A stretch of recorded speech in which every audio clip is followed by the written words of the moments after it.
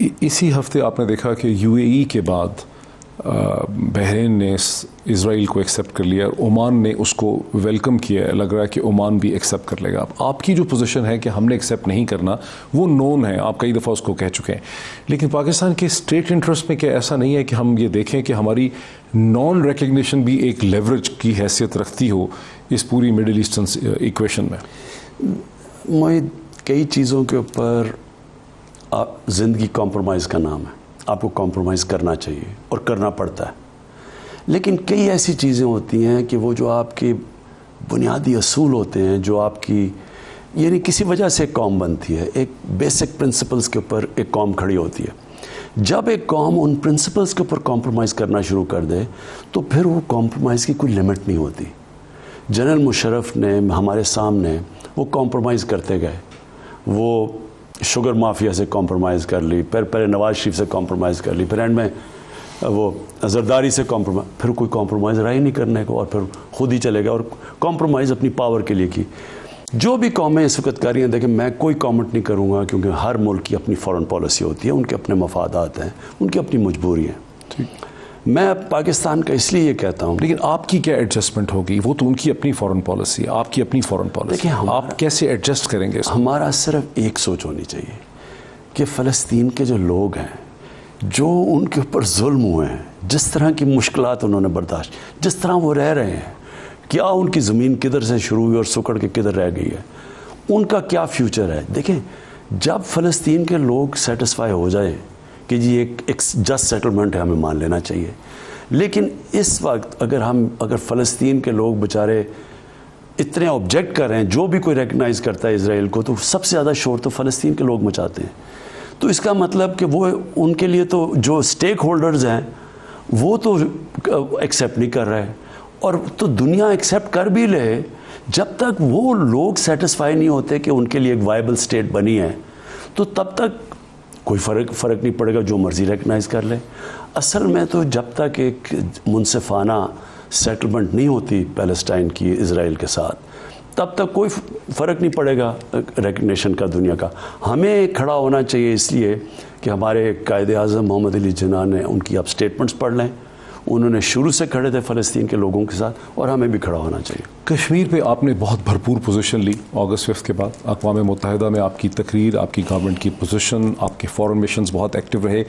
لیکن اگر آپ صورتحال دیکھیں, پریزیڈنٹ آزاد کشمیر جو بالکل ریٹریکل پرسنالٹی نہیں ہے, وہ روز ہمیں بتا رہے ہیں کہ وہاں پہ ڈیموگرافک چینج کا بہت خطرہ ہے اور اگلے 1-2 برس بڑے کروشل ہیں. اب آپ کی گورنمنٹ کیا اس کا ادراک کرتی ہے کہ کس قسم کا خطرہ ہے کشمیر میں اور کیا کرنا ہے؟ دیکھیں کشمیر میں بار بار یہ کہتا ہوں, لوگ بڑے مایوس ہو جاتے ہیں. میں سمجھتا ہوں کہ ہسٹورک بلنڈر کر گیا ہے نریندر مودی.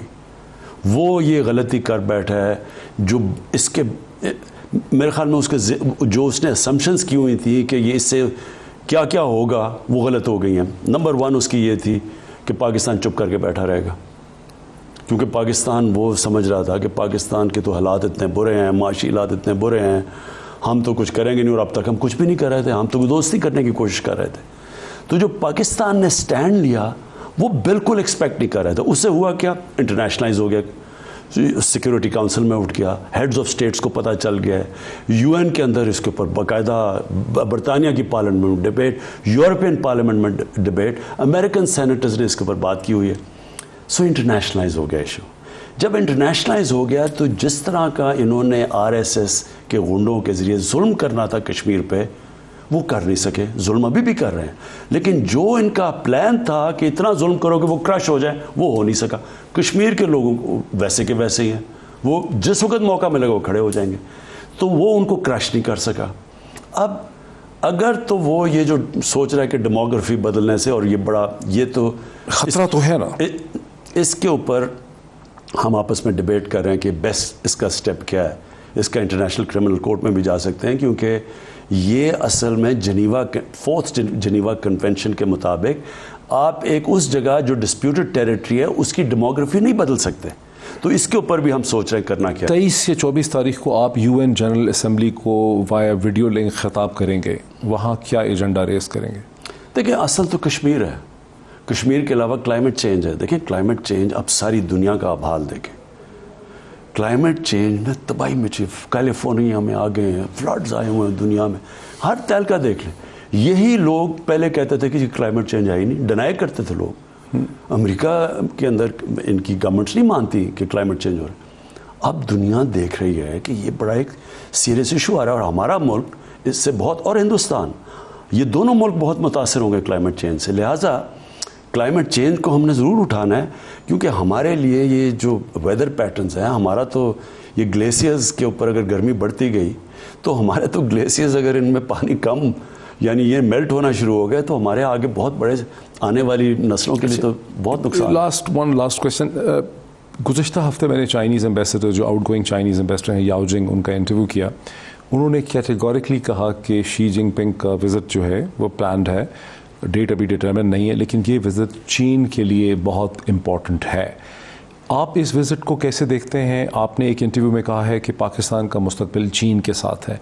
क्या एक्सपेंशन देखते हैं रिलेशनशिप की, सी पैक की, फॉरेन पॉलिसी की, शी जिनपिंग के विज़िट में? देखिए, मैं 3 चीज़ें देखता हूँ। सबसे पहले तो मैं ये देखता हूँ कि मेरी कौम के लिए सबसे बेहतर चीज़ क्या है। इस वक्त जो हम चाइना से सीख सकते हैं, दुनिया में किसी मुल्क से नहीं सीख सकते, क्योंकि जो चाइना की ग्रोथ हुई है पिछले 30 साल में, ये तो एक दुनिया में मिरेकल है कि कैसे उन्होंने लोगों को गुर्बत से निकाला। मेरा प्राइमरी एम, जब मदीना की रियासत की बात करता हूँ, मदीना की रियासत का मकसद ही ये है कि आप लोगों को, गरीब लोगों को, गुर्बत को हटा के एक अजीम कौम बने। जो नॉर्मल कॉन्सेप्ट है ये कैपिटलिस्ट सिस्टम का, वो ये कहता है कि ट्रिकल डाउन इफेक्ट होता है, अमीर अमीर जब हो जाता है तो नीचे से फिर लोग गरीब। मैं इससे डिसएग्री करता हूँ। मैं ये समझता हूँ कि जब आप लोगों को गुर्बत से उठाते हैं, एक इंसानियत आती है स्टेट में, फलाई रियासत बनती है, अल्लाह की बरकत आती है, जो मदीना की रियासत में आई थी। गरीब लोग थे लेकिन उन्होंने इंसानियत का निज़ाम लेके आए, और वो देखते देखते शायद ही दुनिया में कोई इस तरह का एक मॉडल बना हो जो उन्होंने 1000 साल तक अजीम सिविलाइजेशन बना। चाइना ने ये किया, उन्होंने 30 सालों में लोगों को गुर्बत से निकाल के सुपर पावर बन गए, और मैं नहीं समझता उनको कोई रोक सकता। तो नंबर 1, हम उनसे इधर सीख सकते हैं, पॉवर्टी एलिविएशन में, गुर्बत घटाने में। नंबर 2, जो चाइना की ग्रोथ हुई है उनके शहरों की, किस तरह उन्होंने स्पेशल इकोनॉमिक जोन बनाए शहर, उन्होंने जो अपने एग्रीकल्चर की, उनकी हमारे से 3 गुना ज़्यादा पैदावार है, उनकी सीड डेवलपमेंट हम सीख सकते हैं, क्योंकि हमारा बेसिकली तो एग्रीकल्चर मुल्क है। उनसे जो हम अब इनपुट ले रहे हैं, और ले रहे हैं, अब हमें थोड़ा लेट हुए लेकिन हम ले रहे हैं। असल में पाकिस्तान में क्या वजह है कि हम अपनी पैदावार नहीं बढ़ा, हमने कोई रिसर्च नहीं की, सीड डेवलपमेंट नहीं की, हमने कोई तवज्जो ही नहीं दी इसके ऊपर। तो उनसे हम लीप फ्रॉग कर सकते हैं। ये मेरा नंबर 2 है। नंबर 3 है उनके जो शहर हैं, उनकी मेगा सिटीज़ हैं। अब हमारे पाकिस्तान में दुनिया में सबसे तेज़ी से शहर बढ़े, अर्बनाइजेशन हो रही है। इसका नुकसान भी है, क्योंकि शहर अगर हमने नई मास्टर प्लान बना के प्लान ना किया तो ये बड़ा एक शहरों के अंदर तबाही मच रही है, जो कराची में आप देख रहे हैं, गंदगी है, सीवरेज वगैरह। तो चाइना ने जिस तरह अपने अर्बन सेंटर्स डेवलप किए हैं और फिर उनको इंजन्स ऑफ ग्रोथ बनाया है, वो हमारे लिए, जो हम उनसे सीख सकते हैं और किसी से नहीं सीख सकते। ऑन अ लाइटर नोट, आप मिस तो नहीं करते बीइंग द ऑपोजिशन लीडर? नहीं, ऑपोजिशन, मैं असल में बड़ा तंग था।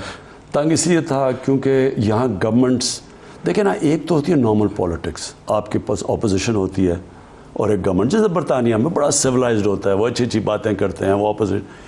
यहाँ माफियाज का मुकाबला है, क्रिमिनल्स के अगेंस्ट खड़े हुए हैं, ये जिस लेवल पे गिरते हैं, लेकिन आप फैटत पे पता है कि मुल्क तबाही की तरफ जा सकता है अगर ब्लैक लिस्ट होता है, वो अपोज कर रहे हैं।